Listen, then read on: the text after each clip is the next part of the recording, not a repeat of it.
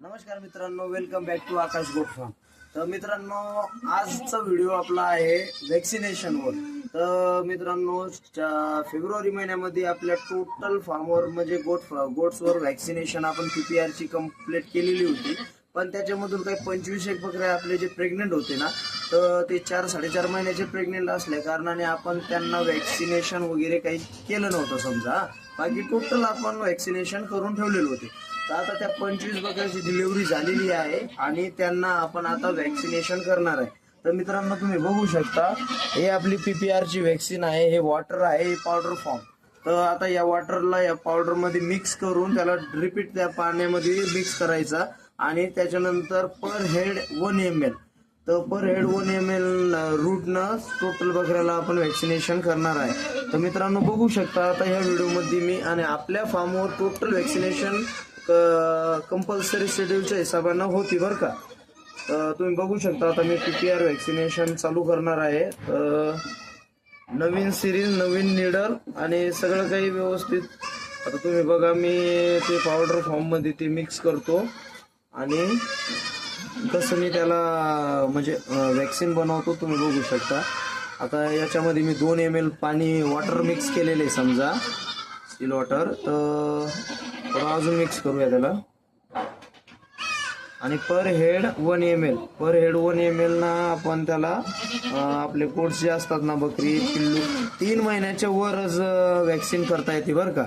त्याच्या खाली वॅक्सिन करता येत नाही. आणि प्रेग्नेंट जे बकरी असते ना, तर त्याला पण 3 महिन्याच्या खालीच वॅक्सिन करता येते. तर त्याला 3 महिन्याच्या वर कधीच वॅक्सिन करू नये.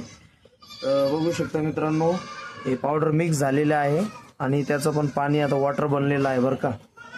आता आपण त्याला स्टील वॉटरमध्ये मिक्स करून घेऊ.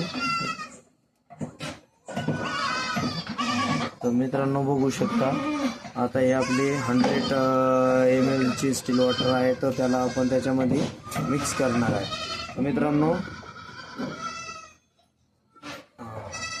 बघू शकता तुम्ही, आपण सगळं पाणी वगैरे म्हणजे वॅक्सिन बनवलेली आहे, मिक्सिंग वगैरे केलेली आहे.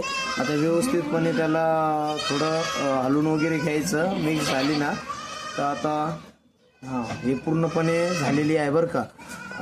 आता आपण वॅक्सिन देणार आहे आपल्या बकरीला. बघू शकता तुम्ही, पर हेड 1 ml 1 ml च्या वर वॅक्सिन देता येत नाही बरं का. आणि 12 महिन्याचे म्हणजे रिपीट आपण 12 महिन्यानंतर 1 वर्षानंतरच PPR करतो.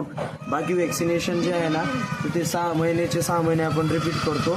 पण PPR जे आहे ना, तर हे वर्षालाच चालते बरं का. 1 ml वॅक्सिन देण्याचं रूट सबकट. PPR जी वॅक्सिन असते ना मित्रांनो, तर त्याला आपण सबकट रूट न देतो. हे बघा, चमडी जी असते ना, तर त्या चमडीमध्ये सबकट वॅक्सिन त्याला द्यावं लागते. तर अशाच आपल्या सगळ्याचे 25 बकऱ्या जमलेले आहे ना मित्रांनो, त्यांना वॅक्सिनेशन करायचे आहे. तर आपल्या शेडवर टोटल शेड्यूलच्या हिशोबानंच वॅक्सिनेशन होऊन आणि निरोगी बकऱ्या वगैरे राहतात. एखाद्या मित्रांना जर बकरी वगैरे घ्यायची असेल ना, तर कॉन्टॅक्ट येऊ शकता. भेटूया नेक्स्ट व्हिडिओमध्ये. धन्यवाद.